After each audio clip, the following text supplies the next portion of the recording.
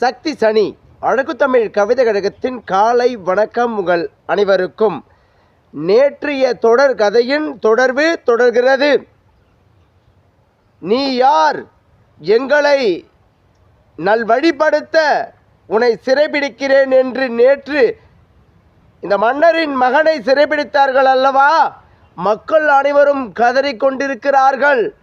அங்கே இவன் சிறைவாசம் சென்று விடுகிறான். அங்கு இருக்கும் சிறைக்குள் தான் மிகப்பெரிய சூழ்ச்சிகள் செய்யப்படுகிறது. அங்கே சென்றவுடன் அவன் இருக்கும் கைதிகளை பார்த்து, அடடா, என்ன நீங்கள் தவறு செய்தீர்கள்? இங்கு அனைவரும் வெளியில் வாழ்பவர்களை விட இங்கு அதிகமாக இருக்கிறீர்களே என்று ஒருவருக்கு ஒருவர் கேட்டுக்கொள்கிறான். அவர்கள், ஐயா, நாங்கள் நல திட்டங்கள் வரவில்லை, சரிவர ஆட்சிகள் நடத்தவில்லை என எதிர்முனையில் கேள்விகளை எழுப்பினால் போதும், எங்களை நீங்கள் தவறுகள் செய்கிறீர்கள் என்று சிறை பிடித்து கொள்கிறார்கள். சரி, வாசம் எங்கள் வாழ்க்கையாக போனது. எதற்கு போராட்டங்களை செய்ததால் இந்த நிலைமை எங்களுக்கு?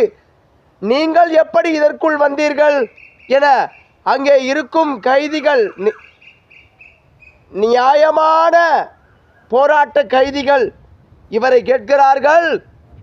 நான் பக்கத்து காட்டுவாசியின் கிராமத்தில் இருந்து இங்கு இந்த அரசு கட்டுக்குள் இருப்பவர்கள் அங்கே திருட வந்தார்கள். அவர்களுக்காக அவர்களை நல்வழிப்படுத்தி மீண்டும் இவர்கள் தேசத்திற்கே அனுப்பி வைத்தேன். மீண்டும் இங்கு சரியில்லை என என்னிடம் வந்து சொன்னார்கள். நான் அனைத்தையும் சரி செய்கிறேன் என இங்கே வந்து பார்த்த பிறகுதான் தெரிகிறது, மன்னர் உட்பட மந்திரிமார்கள் உட்பட பேராசைகளை கொண்டு இங்கு ஆட்சிகள் புரிந்து கொண்டிருக்கிறார்கள். இது என்ன நியாயம் என்று எனக்கு தெரியவில்லை. இவர்களும் திருந்தனும், நல்லாட்சிகளும் எங்கும் நிகழ்ந்தேறனும். அதற்கு என்ன செய்ய வேண்டும்? நான் நிச்சயமாக இவர்களுக்கு உறுதுணையாக இருப்பேன், உங்களுக்கும் இருப்பேன். ஒரு திட்டத்தை தீட்டுவோம், இங்கு அனைவரும் ஒன்று கூடி போராட்டம்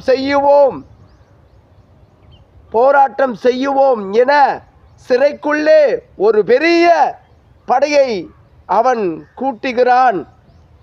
அவன் கூட்டி ஆலோசனை செய்து கொண்டிருக்கிறான். அங்கு அந்த நிலைமையை மந்திரிமார்கள் காதில் சென்றடைகிறது. இனி என்ன நடக்கப் போவது என அடுத்த